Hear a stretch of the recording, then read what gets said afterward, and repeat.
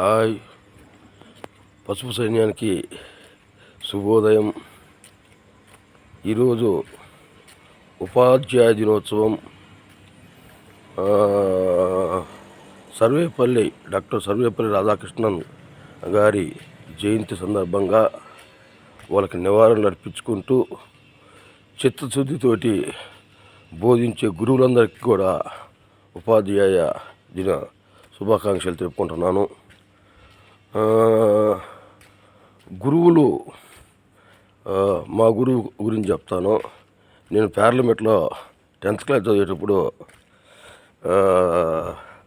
మా గురువు గారు చేమకుర్తి అతను నాగేశ్వరరావు గారు. ఆయన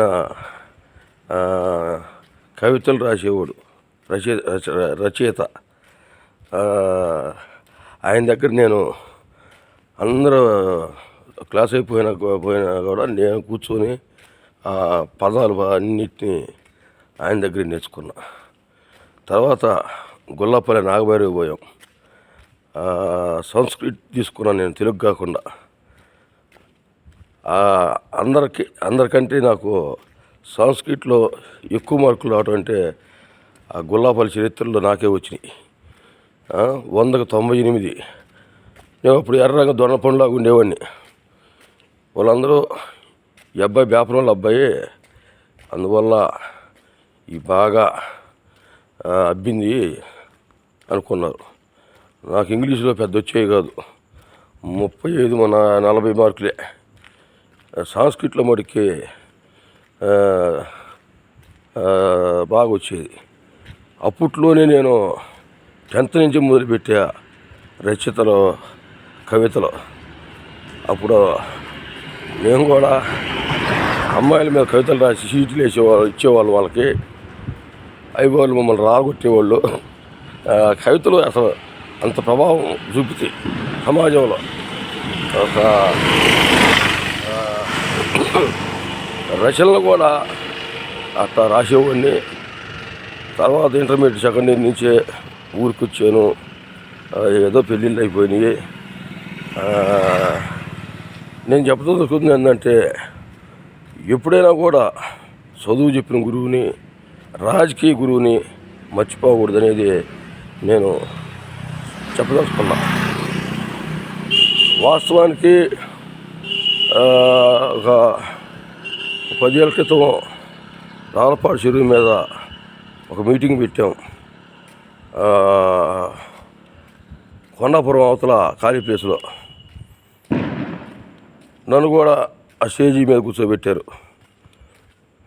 మా పెద్ద ఆయన నిజంగా పార్టీ లేదైనా ఒక స్టేజీ మీదకి ఒక ఎమ్మెల్యే పక్కన కూర్చోవటం అనేది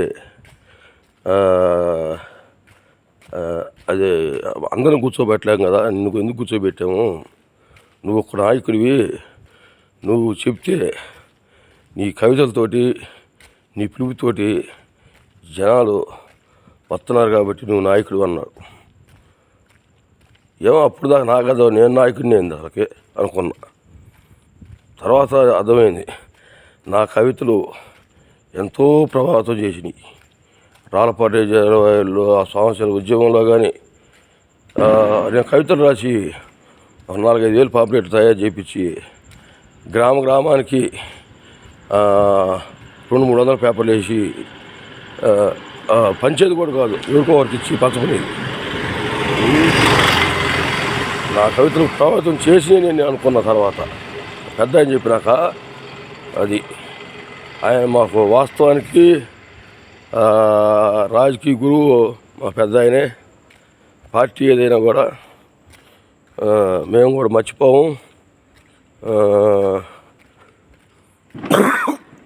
పెద్ద ఆయనకి గురువుగా భావించాను. పెద్ద ఆయన బాటలోనే నేను కూడా నడుస్తాను. ఏ పార్టీ అయినా కానీ అందరితో బాగుండాలనేది నా కోరిక. నేను కూడా 10 మందికి సేవ చేయాలనే భావంతో కానీ నాకేదో పదవులు వస్తాయని ఆశ లేదు. 10 మందికి పని చేపిస్తున్నా ఇప్పుడు కూడా. అది మా గురువు గారికి శుభాకాంక్షలు. అందరూ కూడా మనకి బోధించిన ఆ గురువుని మర్చిపోకుండా వాళ్ళని పూజించాలని చెప్పి